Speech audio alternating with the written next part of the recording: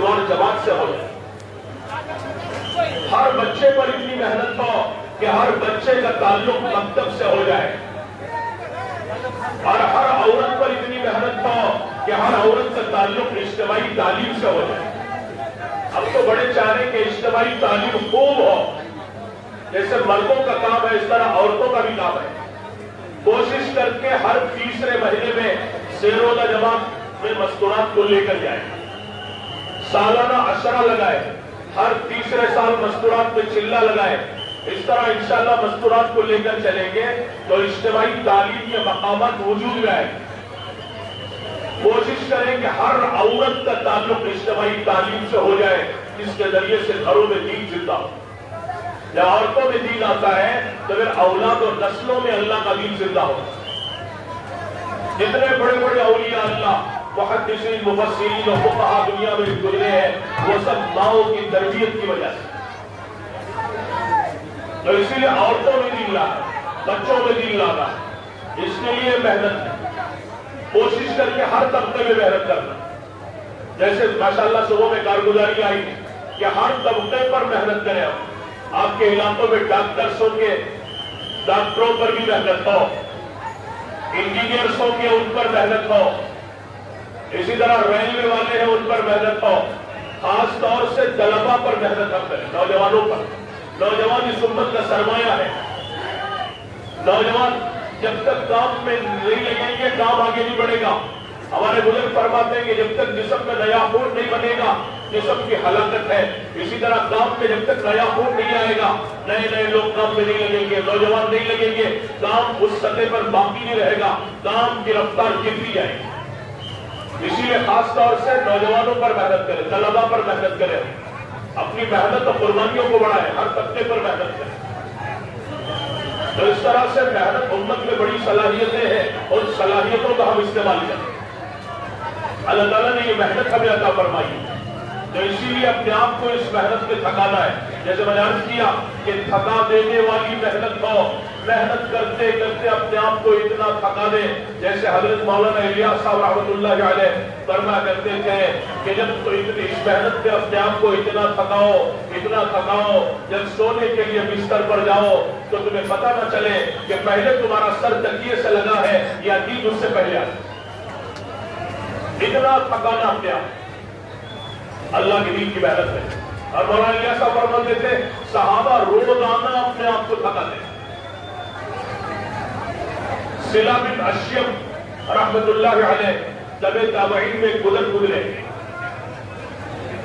دن بھر اللہ کے راستے میں گھوڑے کی پیٹھ پر ہوتے.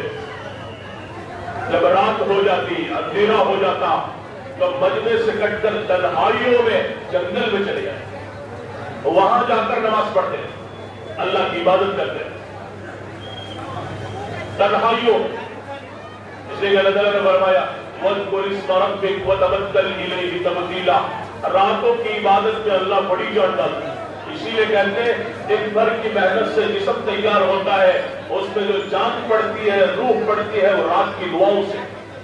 حضرت مولانا عمر صاحب پالنپوری رحمۃ اللہ علیہ فرماتے تھے کہ جو آدمی دن بھر محنت کرے, لوگوں کو اللہ کی طرف بلائے, اور رات میں اٹھ کر اللہ کی طرف متوجہ نہ ہو, دعا نہ کرے, تو اس کا مطلب یہ ہے کہ وہ لوگوں کو اپنی اللہ کی طرف نہیں بلکہ اپنی ذات کی طرف بلا رہا. میں ابھی تھوڑی دیر میں انشاءاللہ بات ہو جائے, کیونکہ بات سمجھ میں آ رہی ہے, اردو سمجھ میں آتی ہے ہماری, آ رہی ہے, کیونکہ آواز اندر صاف نہیں ہے, باہر بہت صاف آواز آ رہی ہے. سمجھ میں آ رہی بات؟ درود شریف پڑھے, زور سے پڑھے تاکہ نیند بھی چلی جائے. اللہم صلی علی سیدنا محمد وآلہ واصحابہ وبارک وسلم تسلیما کثیرا کثیرا. ابھی انشاءاللہ چند منٹوں میں بات ختم کرتے ہیں. میں کیا عرض کر رہا تھا کہ رات کی تنہائیوں میں اٹھ اللہ تعالیٰ سے مانگنا. جتنے ہمارے اکابرین انشاءاللہ نے بڑا کام لیا, راتوں میں بڑے رونے دھونے والے تھے.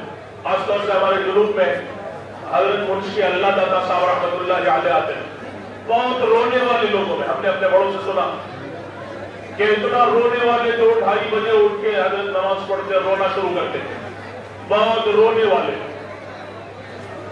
ایک دفعہ ہمارے حاجی فاروق احمد صاحب ایک دفعہ ہم سفر میں تھے حضرت کے ساتھ، فرمانے لگے کہ منشی جی کے ساتھ ہم سفر کرتے تھے، پورے صوبے کا دورہ کرتے تھے، 2-2:30 بجے منشی جی اٹھ جاتے، نماز پڑھتے، بہت رو کے دعا گھنٹوں دعا مانگتے، اب خود چائے بناتے تھے، ایک گلاس بڑا تھا اس میں چائے بناتے، کچھ پھل فروٹ بسکٹ وغیرہ رکھ لیتے اور پوری نماز سوئی ہوئی ہوتی، تو ہمیں جب روز ہو کے سب سے فارغ ہو جاتے پھر کہتے کہ آ جاؤ دسترخوان کے شیروں گشتوں کے چوروں آ جاؤ، اس طرح کہتے ہیں، کیا کہتے تھے؟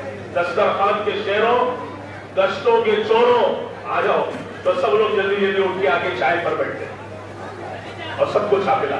تو بزرگوں کی عادت بنی کہ خود سے خدمت کر رہے ہیں، رات کی تنہائیوں میں اللہ سے رو رہے ہیں، مانگ رہے ہیں اور ساتھیوں کی خدمت بھی کر رہے ہیں۔ اب پیدل بہت پھرے ہو حضرات، جن کے پھرنے سے ماشاءاللہ علاقوں کے علاقے کھڑے، بنجر بستیوں میں دین زندہ ہو، تو اس لیے جتنا پیدل پھریں گے اللہ کی رحمت کو توجہ ہو۔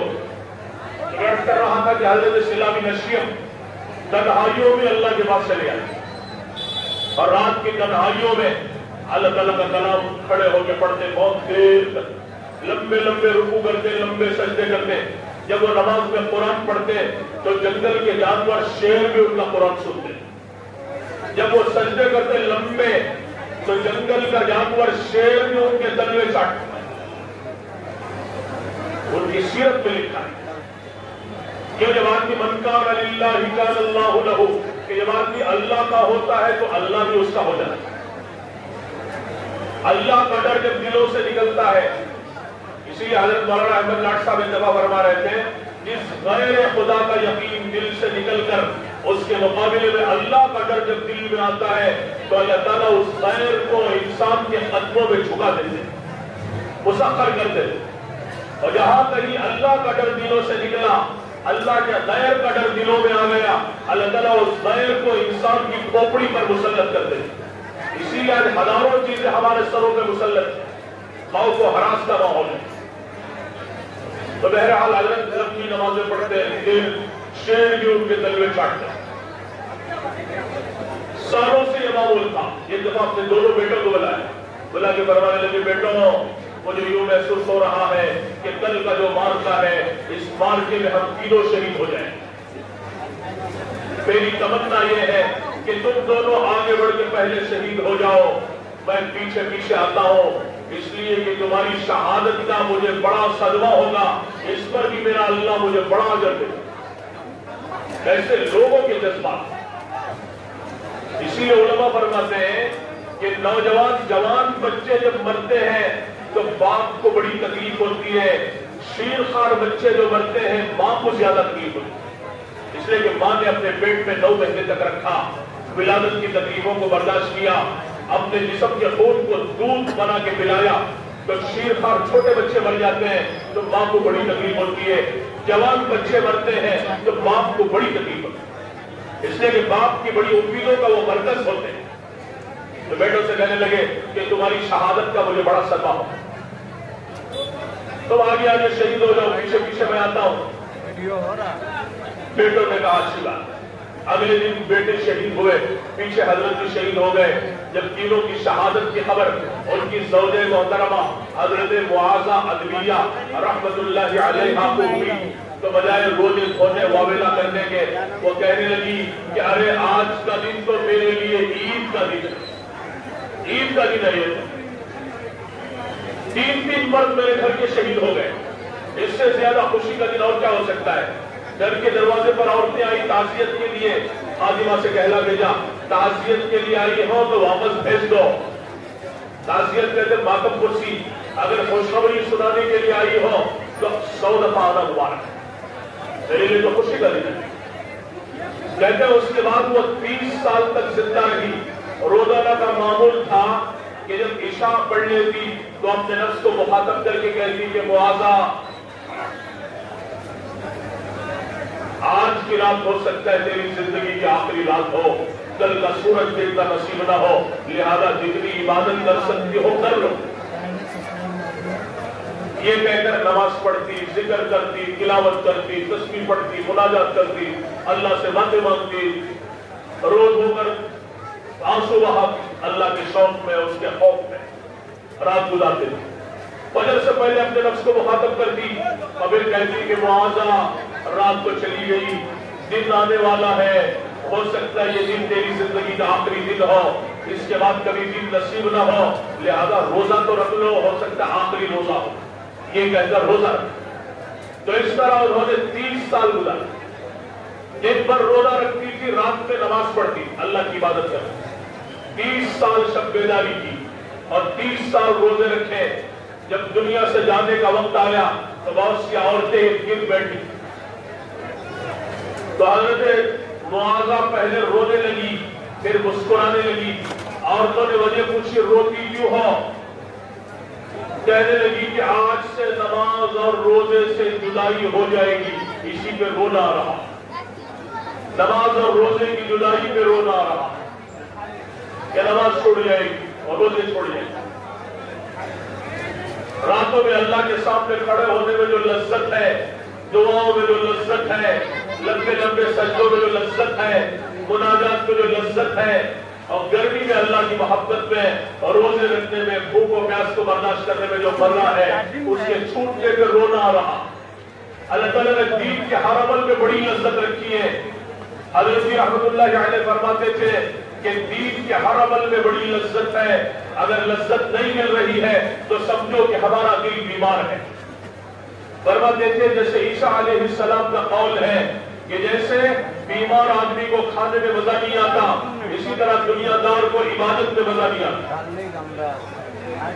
حضرت ابراہیم بن ادھم رحمت اللہ علیہ فرماتے تھے کہ اگر یہ دنیا کے بادشاہوں کو پتہ چل گئے کہ حقیقی بادشاہت ہمارے دلوں میں ہے تو زمینوں پر حملہ کرنے کے بجائے ہمارے دلوں پہ حملہ کریں۔ علامہ ابن تیمیہ اپنے زمانے کے بڑے بزرگوں میں سے تھے، بڑے علماء میں سے جنہوں نے 1000 کتابیں لکھی۔ ان کے زمانے میں کچھ لوگ ان کے دشمن بن گئے، ایک دفعہ بڑے مزے میں آ کے کہنے لگے کہ یہ دنیا والے میرا کیا بگاڑ لیں گے، اس لیے کہ میرے سینے میں ایک ایسا دل ہے جس میں میں جنت کو لیے پھر رہا ہوں۔ شاہ ولی اللہ محدث دہلوی رحمت اللہ علیہ دفعہ جمعے کا بیان کرتے ہوئے دلی کی جامع مسجد میں، سامنے لال قلعہ ہے، بادشاہوں سے مخاطب ہوئے، مغل بادشاہوں سے، اور کہنے لگے وہ مغل بادشاہ ہو، تم کیا سمجھتے ہو کہ تمہارے پاس جتنے ہیرے جواہرات اور سونا چاندی ہے، یہ سارا سب کچھ مل کر اور پوری دنیا کے خزانے مل کر شاہ ولی اللہ کے سینے میں ایک ایسا دل ہے، اس دل کا مقابلہ نہیں کر سکتا۔ یہ حقیقی بادشاہت ہمارے دلوں میں ہے۔ اللہ نے دین پہ بڑی لذت رکھی ہے۔ پچھلی صدی میں گزرے ہیں شاہ فضل الرحمن بن مراد آبادی رحمت اللہ علیہ ایک دفعہ تفسیر بیان کرتے ہوئے اپنے خلیفہ خاص مولانا تجب الحسین صاحب رحمت اللہ علیہ سے فرمانے لگے کہ مولوی صاحب جب میں قرآن پڑھتا ہوں، یہ تفسیر بیان کرتا ہوں تو مجھے اتنی لذت ملتی ہے، اگر اس میں کا ایک ذرہ بھی تمہیں نصیب ہو جائے تو تم روتے ہوئے جنگل کو بھاگ جاؤ گے۔ اور یہ کہا خود پر ایک کیفیت تاری ہوئی، اسی کیفیت کے ساتھ اپنے حجرے میں داخل ہوئے، کئی دن تک بیمار ہو۔ اندازہ لگائے اللہ کے کلام میں کیا لذت ہوتی ہے۔ اسی لیے حضرت عثمان رضی اللہ عنہ فرمایا کرتے تھے کہ قرآن کریم کی تلاوت پہ جی کا نہ لگنا یہ دلوں کے ناپاک ہونے کی علامت ہے۔ اسی لیے وہ کثرت سے تلاوت کرتے تھے اور کثرت تلاوت کی وجہ سے 2 قرآن مجید پھٹ گئے، دنیا سے تشریف لے جا رہے ہیں، شہادت یقینی ہے، اس کے باوجود قرآن کھلا ہوا ہے، پڑھ رہے ہیں۔ ظالموں نے اسی حال میں شہید کر دیا، قرآن کھلا ہوا تھا اور ان کا خون جو جا کے اڑا ہے، لگا ہے۔ قرآن کریم کے پہلے پارے کی آخری آیتیں فَسَيَكْفِيكَهُمُ اللَّهُ وَهُوَ السَّمِيعُ الْعَلِيمُ صِبْغَةَ اللَّهِ وَمَنْ أَحْسَنُ مِنَ اللَّهِ صِبْغَةً وَنَحْنُ لَهُ عَابِدُونَ۔ ان آیتوں کو جا کے لگا ہے، کہتے ہیں کہ آج بھی یہ قرآن ترکی کے میوزیم میں رکھا ہوا ہے۔ تو اللہ کے کلام میں، اللہ کی ذکر میں، دین کی محنتوں میں، گشت میں اور بیان میں، عبادتوں میں بڑی لذت ہے۔ اگر وہ لذت نہیں مل رہی ہے دل صاف نہیں، اور دلوں کو صاف کرنے کے لیے اللہ کا ذکر ہے، قرآن کی تلاوت ہے، اور موت کو کثرت سے یاد کرنا ہے اور گناہوں سے بچنا ہے، توبہ استغفار کرنا ہے، تو اللہ کی طرف چلنا۔ تو میں اس کر رہا تھا کہ حضرت معاذہ کہنے لگی نماز اور روزے کی جدائی پہ رونا آ رہا. پھر بولا مسکراتی کیوں ہو؟ کہنے لگی کہ میرے شوہر سلا بن اشیب میرے گھر کے صحن میں کھڑے ہیں جو 30 سال پہلے اللہ کے راستے میں شہید ہوئے تھے اور وہ مجھے دیکھ کے مسکرا رہے ہیں اور مجھ سے فرما رہے ہیں کہ معاذہ میں تمہیں لینے کے لیے آیا ہوں. اسی پر مجھے ہنسی آ گئی, اسی کے ساتھ جان نکل گئی.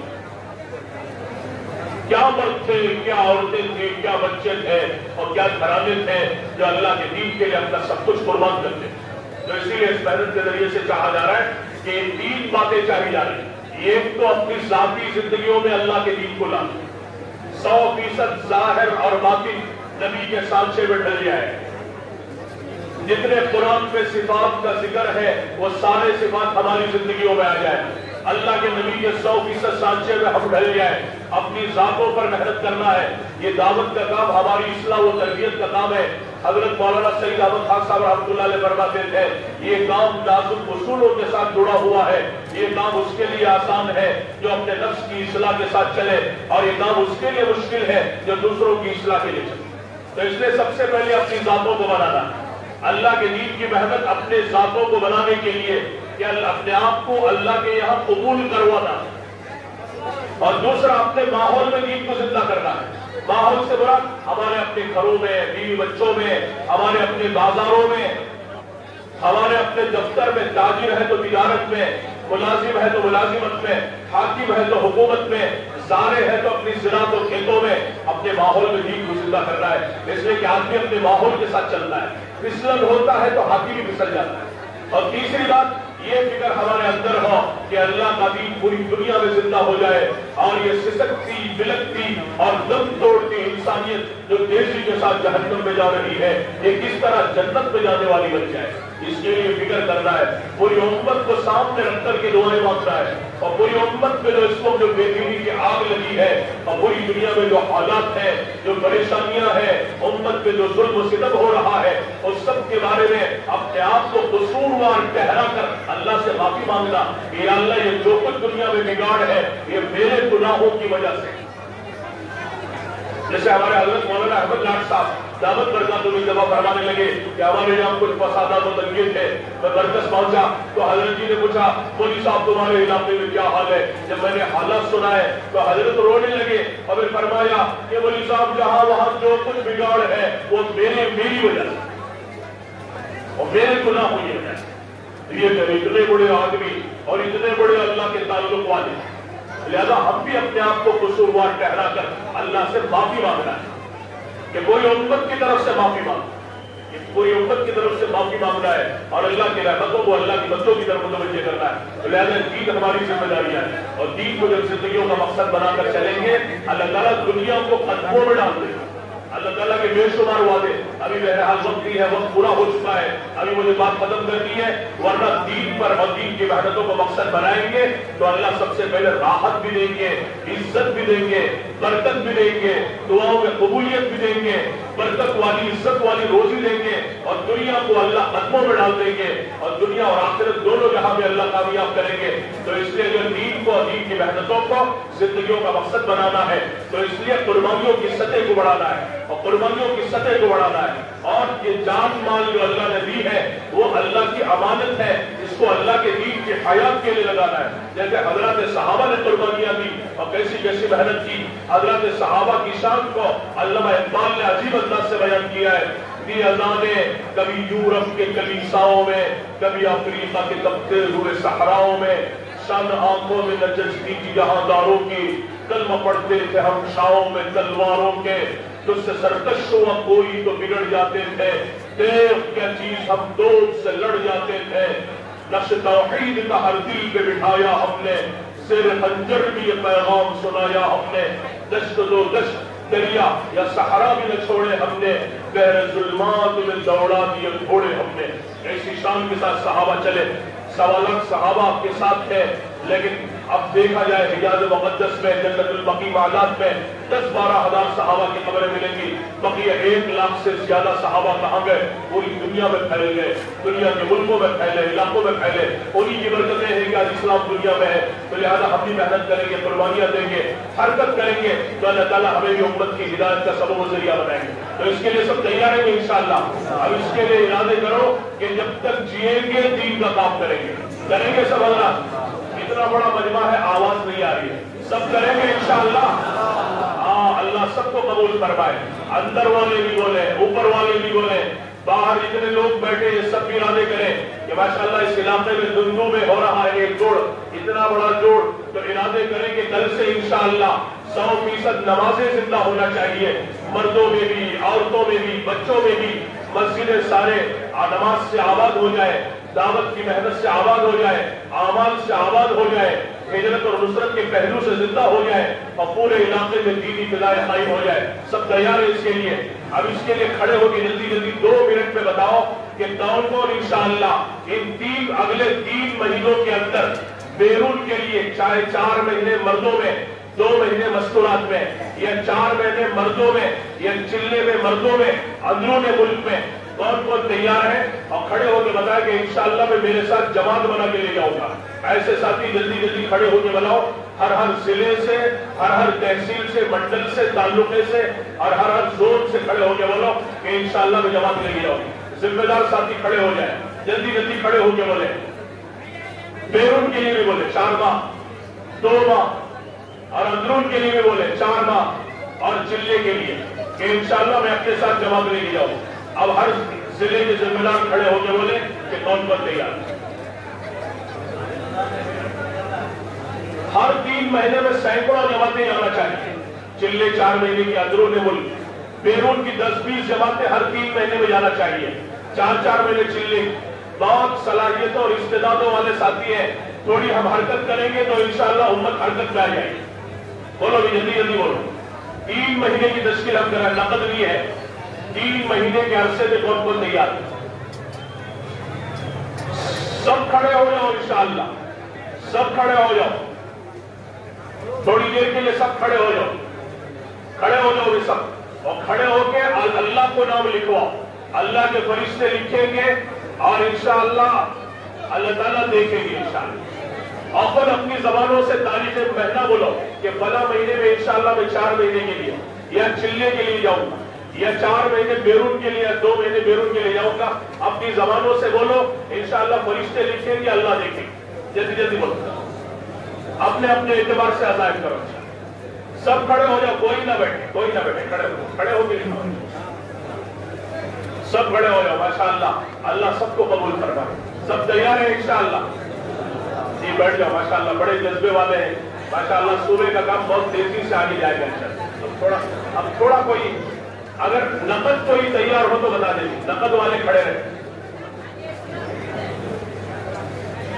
नकद जो तैयार है वो बता दें।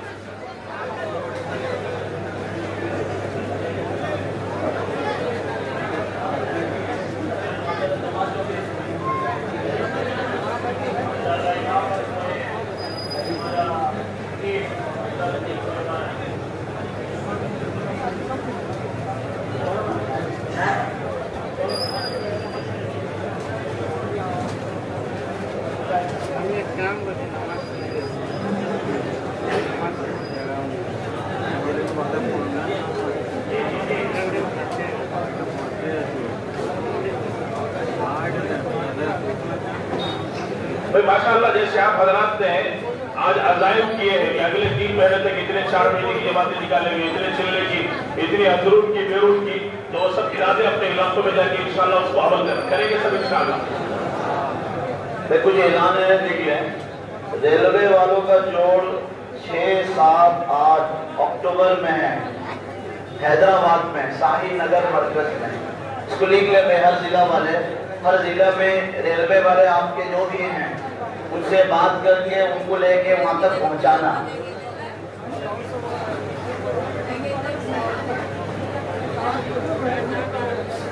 बाकी हमारा सुबह इज्तिमा का इंतजामी उमूर का मशवरा 5 नवंबर को बिंझारपुर में तय हुआ है, 10 बजे से लेके असर से पहले तक। आइंदा सुबह जोड़ 10 दिसंबर में بالی بھی اسی میں ہوگا، طے ہوا انشاءاللہ۔ لکھ لیں میرے ساتھی، آئندہ صوبائی جوڑ 10 بجے سے عیسیٰ تک 10 بجے سے عیسیٰ تک 10 تاریخ کو دسمبر کے بالی بھی اسی میں طے ہوا ہے، اس کو لکھ لیں ساتھی۔ باقی صوبائی سفر کا تاریخ طے ہوا ہے 25 سے لے کے 30 تک، یہ دسمبر کے 25 سے لے کے 30 تک دسمبر یہ صوبائی سفر ہوں گے۔ ہر ضلع والے سے 2 ساتھی طے ہوئے ہیں، دیں گے، ہر ضلع والے 2 ساتھی دیں گے، اور کٹک ضلع سے ہر حلقے سے 2 ساتھی، یعنی 20 10 حلقہ ہے 20 ساتھی دیں گے۔